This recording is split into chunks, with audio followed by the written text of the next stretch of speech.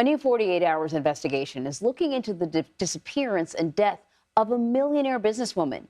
Andreen McDonald turned her assisted living business into a $1 million company. She seemed to have it all: a gorgeous home, high-end cars, and a lavish lifestyle. Peter Van Sant reports for this week's 48 Hours. 29-year-old Andreen McDonald, a businesswoman, wife and mother who had turned her assisted living healthcare business into a $1 million enterprise, had seemingly vanished from her home, recalls childhood friend Mandy Hall.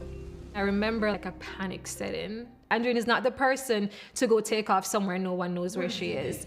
Her purse was still there, her keys were on the counter, and her vehicles were still there. Investigator Frank Stubbs saw something startling in the bathroom. I found there was blood on the wall in an area that was kind of odd. There was blood and hair on a light switch.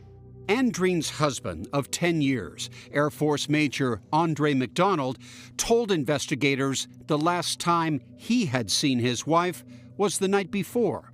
Did you see any signs of bruising on his body, any signs of any injuries, that perhaps he'd been in a struggle? Nothing that we could determine. But the next day, investigators discovered items inside Andreen's car that were not there during their initial search, including a shovel and, in a trash can, some clothing that appeared to be Andre's. We found blood on the pocket of the jeans. Although investigators had suspicions about Andre, without a body, none of the evidence collected proved that a murder had occurred. Law enforcement, along with volunteer search teams, family and friends, came out to search for Andreen. How many miles did you cover? It was hundreds of miles. Their search ended when a local farmer made a shocking discovery. I saw what appeared to be a human skull. That must have been a shock. A shock, yes. So Peter Van Sant is here with us to talk a little bit more about the case. So then what happens next? Well, after they find the remains, it takes a couple of days to get a positive identification. But once they realize it is Andreen's remains that were discovered in this field, it's 133 days after she disappeared. Andre is arrested, charged with first-degree murder, and he pleads not guilty. What did the investigation, the autopsy, reveal about what happened to Andreen? This is one of the big problems in this, is that forensically this was incredibly difficult. Because the remains had been out in the open for 133 days, they noticed that there was a lot of damage to the head and neck. And Andre went on to tell investigators later that this was an accident that came as a result of this fight. She hit the floor, he kicked her, he didn't mean to kill her, she dies. Well, he said he was so angry after he had disposed of her body in the field that he goes back out there with a hammer, a claw hammer, and pulverizes her head and her neck.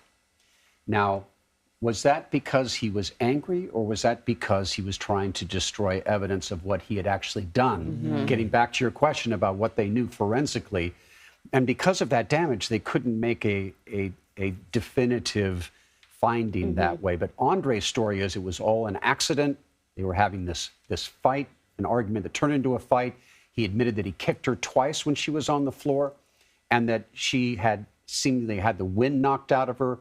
At that moment, their 8-year-old daughter on the second floor inside the house, he sees her up there. So he says he went up, put her back into her bed, spent some time before she fell asleep, comes back and his wife is dead. That's Andre's story. And so that's part of his defense, that this is like a self-defense kind of situation? Self-defense situation. But in self-defense, okay, either of you, if this was an accident, wouldn't you call 911? 100%. Would you take a body out, dump it in a field, strip it naked, pour gasoline on it, try to burn the body, go take a hammer and pulverize it? Yeah. So the question in this case is, what will these jurors believe happened? Because he takes the stand. It's very dramatic in this case, and he tells this story. Yeah. And he puts all the blame on Andreen, not on himself. It's a fascinating hour, and as you sort of point out, this is actually the American dream. These are two people who moved from another country And, you know, they are incredibly successful together as a married couple. She's on the cover of magazines. She lectures back in Jamaica, her home country. She came to America with nothing. Right. Andre helped put her through college. They start this assisted living business from nothing. It becomes a multi-million-dollar enterprise. They have 3 different centers. They're building a 4th. Everything's going great.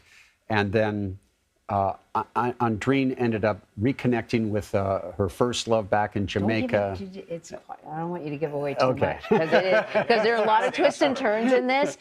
Peter, thank you so much. And everything that you see in the hour, there's even more that we couldn't get to. So I'm going to remind everyone that you can get to that in a podcast. It's called Postmortem. Find out with the 48 Hours podcast. And we talk even more about some of the other things that didn't make it into the hour. Bearing the lead, it's hosted by Anne-Marie Green. It is hosted by me. There you go. But first you have to watch the hour. So you can see Peter's full report. Andreen McDonald, a millionaire vanishes. That is tomorrow night at 9 Central on CBS and Paramount+.